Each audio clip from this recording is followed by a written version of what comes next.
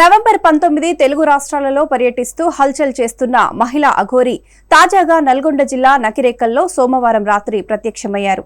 ఈ విషయం తెలుసుకున్న పోలీసులు ఆమె వద్దకు చేరుకున్నారు.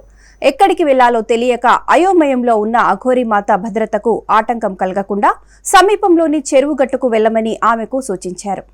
తనను ఎవరు ఏం చేస్తారో చేసుకొని చంపితే చంపుకొని అంటూ అఘోరి సమాధానమిచ్చింది.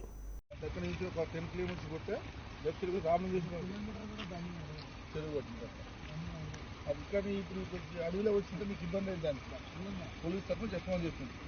ఎందుకంటే మళ్ళీ మీకు ఏమన్నా నష్టం జరిగినా పోలీస్ ప్రొటెక్షన్ అనేది మాకు ముందు ఇన్ఫర్మేషన్ ఇవ్వలేదు.